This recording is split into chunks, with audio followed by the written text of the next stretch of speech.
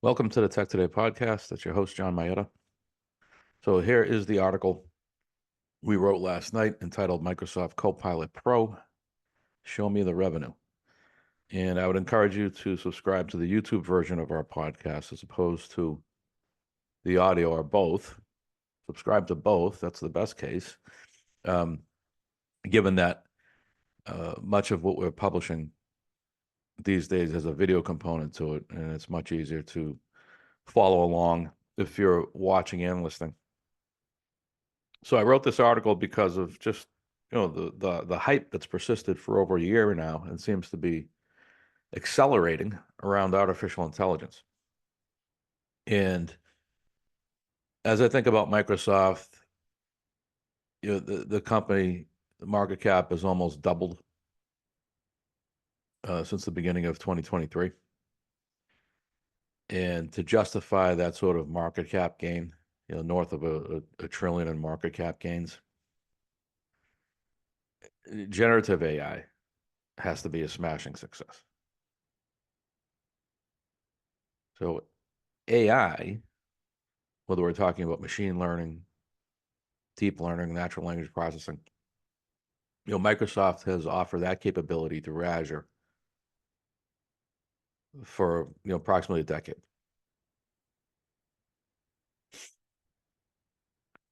So that's not news.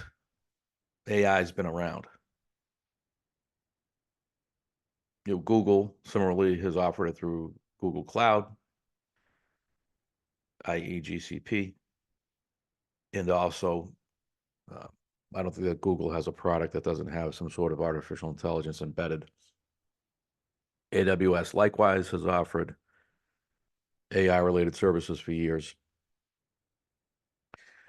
It's the GenAI piece that has caused this equity market bubble. So back to Microsoft. So Copilot is the OpenAI GenAI technology that Microsoft has embedded in its various products. For the first time in the recent March quarter, Microsoft included Copilot Pro's subscriber count, and you can see that in our chart here. They've included Copilot Pro subscriber count in its Microsoft 365 consumer subscriber number. Now, Copilot Pro is the premium version of Copilot, which costs $20 a month. So for every million Copilot Pro subscribers, that's $240 million of annual revenue to Microsoft. So I thought it would make sense to kind of take a look at the numbers. So you can see the top row here, Microsoft 365 consumer subscribers dating back to the June 2022 quarter. The number spikes in the in the September 2023 quarter, the subscriber number. It spikes from 67 million to 76.7 million. That's unrelated to anything AI. As you can see in our note here, that's simply a function of Microsoft changed the way it reports this figure as it started to include Microsoft 365 basic subscribers in this figure in the September 2023 quarter. So you have a new subscriber cohort that's being included in the number. That's why you get the lift. Copilot Pro subscribers don't pop in to this figure until the March quarter. That was reported back in April. So that 80.8 million subscriber figure includes some number of Copilot Pro subscribers. The question is how many, because Microsoft doesn't break that figure out. So you had a sequential 3% increase, 78.4 to 80.8.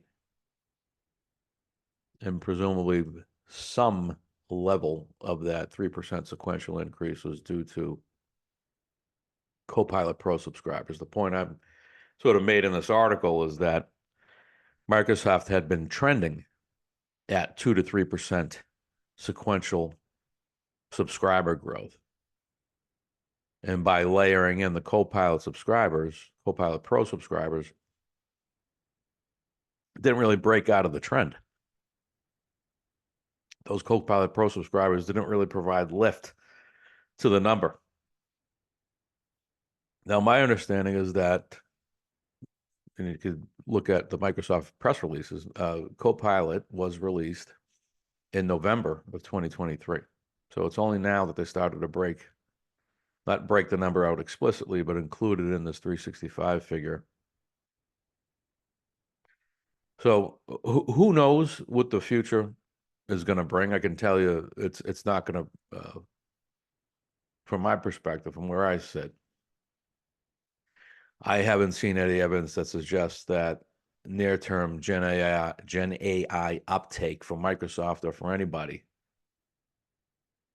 at the application layer, at the user level. I haven't seen anything to suggest that that uptake is going to justify the market cap gains we've seen thus far for a variety of companies. And as it relates to Microsoft, Copilot is going to have to perform in a big way. It's going to have to provide significant lift to this 365 consumer subscriber figure to justify any sort of material market cap gains. That's all for now. See you next time.